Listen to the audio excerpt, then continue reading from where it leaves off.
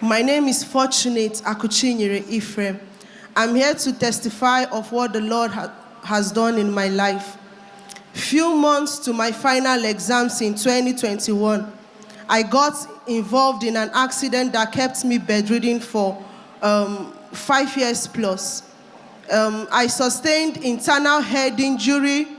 I started having multiple seizures. Sometimes in a day, I would have seizures for like 10 to 15 times. I went for treatment. I went to different hospitals.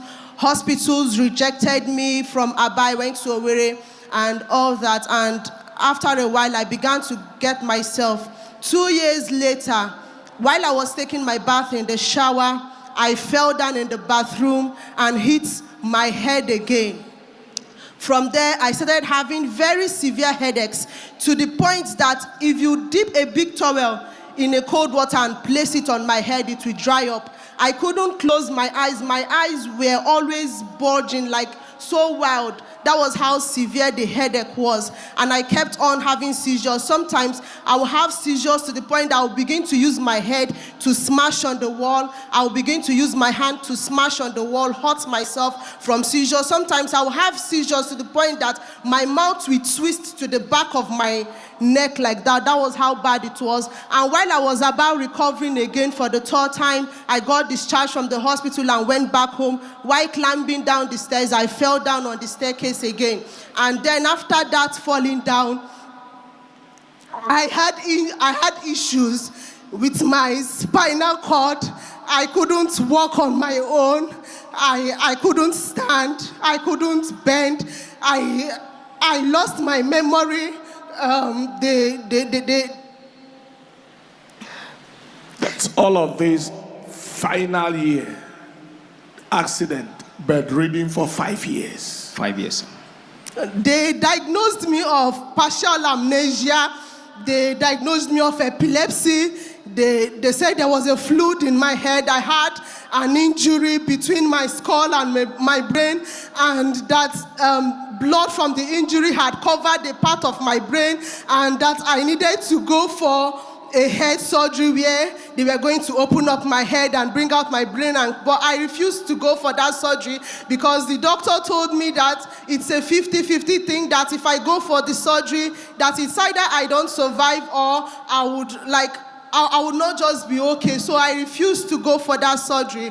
Up until this year, April, I became depressed because I lost everything I had. I lost my account. I lost everything. My parents, my brothers, everybody who kept on borrowing money. We were in so much debt just to keep me alive and keep me going. So I became so depressed that I lost it. I decided that I was going to take my life, and I took in a deadly substance. I drank something that was supposed to kill me. They rushed me to the hospital. I began vomiting blood and something that looked like liver. It was very rough, like, you know, when you chew liver, that kind of very rough substance. That was what I was throwing. I was vomiting black stuffs, but I did not die. The fact that I did not die became another burden on me, because I was like, what did I do? Death has also forsaken me. I felt like the land of the dead has rejected me. Being alive has rejected me. I felt like I was a burden until my dad called me on phone while I was in Lagos from Abia State, because I was in Lagos and I was going for medical. I was going to the hospital in Lagos because hospitals in East had rejected me. So they had to move me to a hospital in Lagos where I was taking my treatment. So my dad called me and told me that while he was sleeping, that the angel of God, the Lord, appeared to him and told him to ask me to come to Dunamis. All that ordeal, she was not a member of this commission, didn't know anything about this commission, and didn't want to know anything about church until the dad had an encounter. God, using an angel of the commission in the face of God's servant, Dr. Pastor Paul Nenche, come to Dunamis. Pick it up from there.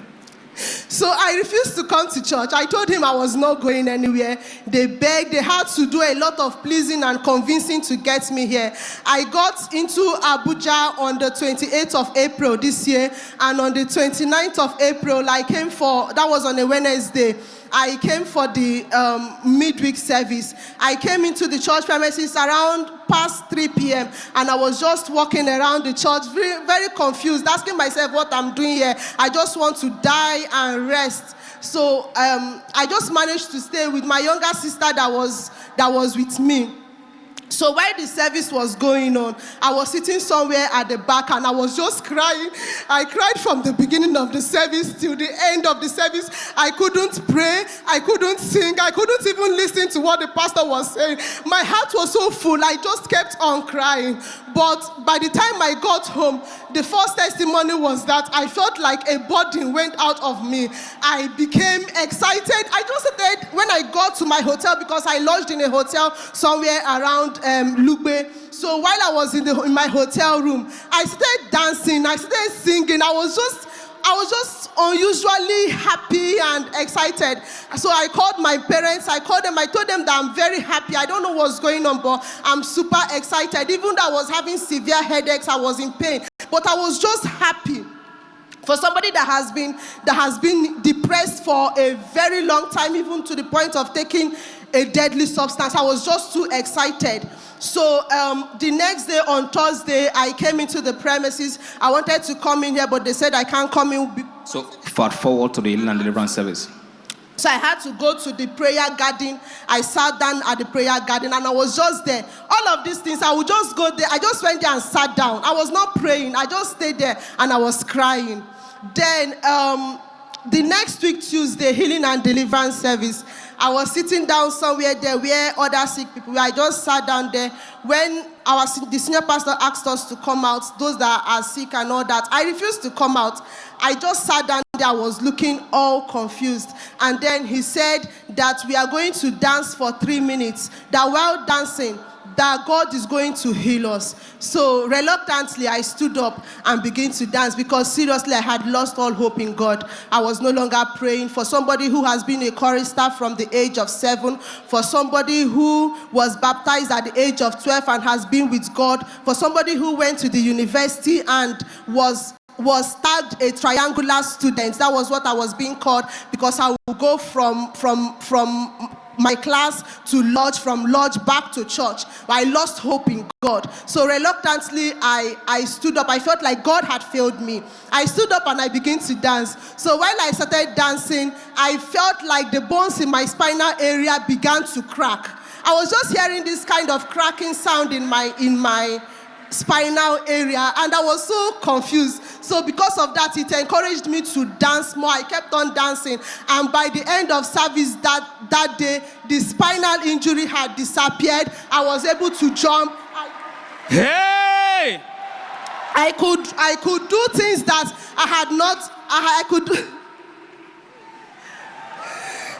I could do things that I had not done for like 2 years and above. So from that moment henceforth, I began to take the things of God seriously, gradually. So I joined the commanding the day prayer. I kept on praying, and since that day up till now, no headaches, no fever, no seizure.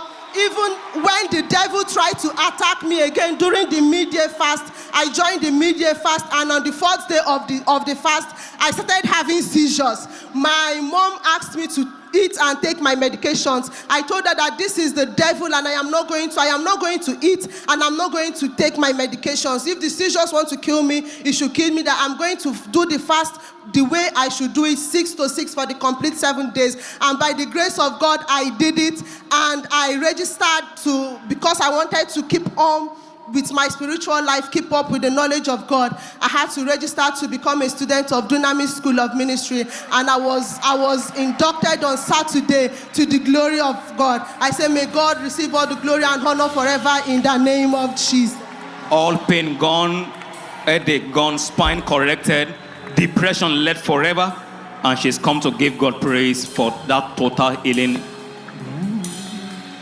As God's fail, my God will never fail. as God's fail. My God will never fail.